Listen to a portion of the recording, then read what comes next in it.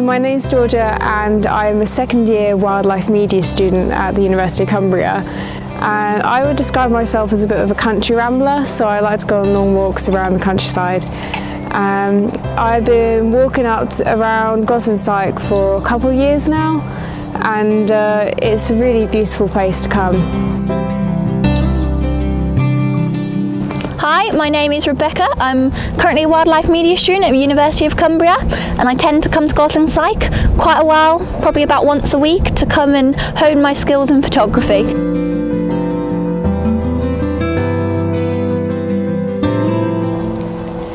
So Goslin's Dyke was created in the summer of 2012, where they dug out 8 ponds and re-meandered the site to create more of a natural wetland.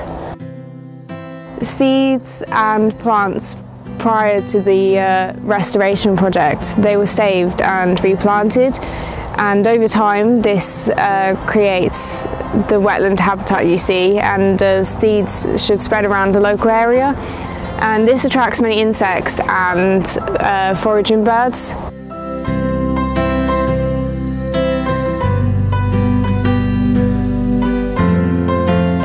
During our university trip last year, we were told about a project called the Lost Words Project, which incorporates about 20 different words, one being starling. They've put them onto steel plates with the word and a little poem and illustrations just about what the word means. It's definitely helped with education of children and to let them know about words that they may not usually hear about. Habitat restoration is really important because in just 75 years we've lost a lot of species-rich habitats, and now over 30 species of bees are facing extinction. Habitat restoration is constantly active on site. Every time I come here there's some sort of positive work going on. What I find interesting about Goslin's Dyke is how much wildlife is amongst the livestock that actually lives here.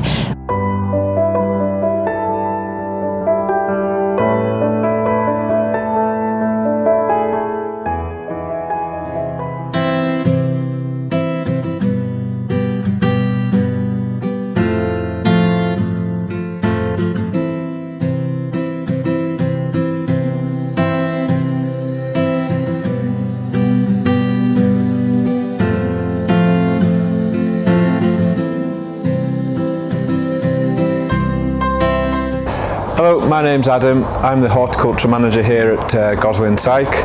I'm in charge of growing the plants here for the Get Cumbria Buzzing project. What I do is with the help of some volunteers, we collect seed locally and we grow the plants which are then planted out on the project and also on our nature reserves. So here in the nursery, with the help of volunteers, in the last year we grew just over 9,000 native British plants that have been planted out across North Cumbria.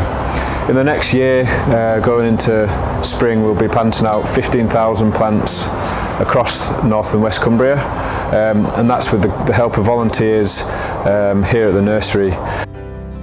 It's really good for the volunteers to be able to go from the start of sowing the seeds to actually planting the plants in the final destination. So it's really good for those people that come and help to get connected with nature and help with the declining species populations of bees and butterflies and so on local to Cumbria.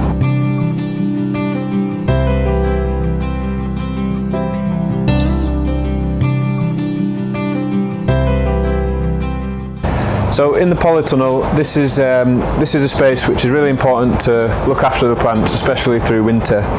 So the process we undertake with volunteers is we grow the plants in seed trays. We use fresh seed from the garden and from stock plants to get the plants to germinate, such as this. Once they get to a big enough size, they're able to be planted up into plug trays. Out these ones here for Get Cumbria Buzzing specifically, and they'll be getting planted in April and May next year.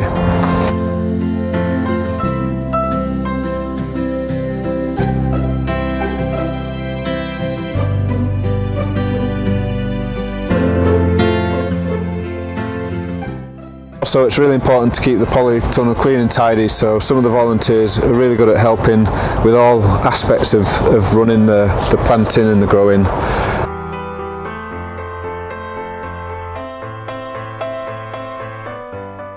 This one here is wild carrot, used from fresh seed from our wildlife garden that we collected in the autumn.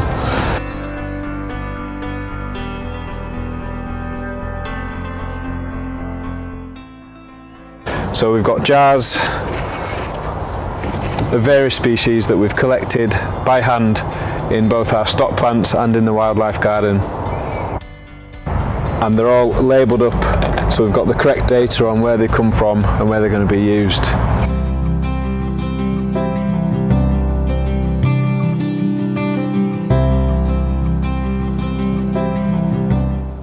So, as well as collecting the data and keeping track of records of what we've sown and when, we're also going to be filtering data into the Kew Gardens National Seed Bank Network. What that'll do is help us collect data on scarce and rare species, both nationally and locally. So it's quite a big project to be involved with, and it's really important for the success of a lot of species in Cumbria. Hi, I'm Carolyn and I'm the project officer on the Get Cumbria Buzzing project. Essentially my role is community engagement, so I engage local community groups and partners and schools and organisations and businesses to take action with pollinators. That could be planting wildflowers, it could be recording pollinators, or it could be just generally creating habitat and leaving spaces for pollinators. So Get Cumbria Buzzing is a 3-year project funded by the National Lottery Heritage Fund. The premise of the project is essentially to help native populations of pollinators in Cumbria. Our wild pollinators are struggling and they really need our help. Over the last 75 years we've lost 97% of wildflower-rich meadows in the UK. And these and other habitats that pollinators rely on, it's really important that they are restored. Well, we're also calling on the people of Cumbria, northwest Cumbria, to get involved and to record pollinators in their local area. So much of Cumbria has very few pollinator records. There's some species in particular that are very under-recorded, and there are very few or no records for them across Cumbria. So there's lots of ways for people to get involved with the Get Cumbria Buzzing project. In 2022 we have 3 major campaigns that people will be able to get involved with. So in the first week of May, the 1st to the 8th of May 2022, we'll be hosting The Big Plant, where we'll be working with 100 community groups, schools, organisations and businesses across northwest Cumbria to plant their own green space for pollinators. The actions that we want people to take across Cumbria is that we want them to plant for pollinators. So this could be planting wildflowers at home in their garden. It could be volunteering and planting in a local space, or it could be volunteering at the wildflower nursery here at Gosling Site. So they'll be using wildflowers grown here at the Gosling Site nursery to create a habitat for pollinators in their local area. You can find out more on the Get Cumbria Buzzing page on the Cumbria Wildlife website. We're also on Facebook and Twitter.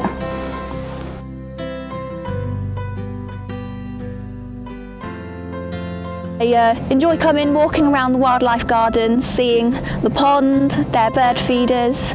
It's just very nice to come and hone my skills in photography.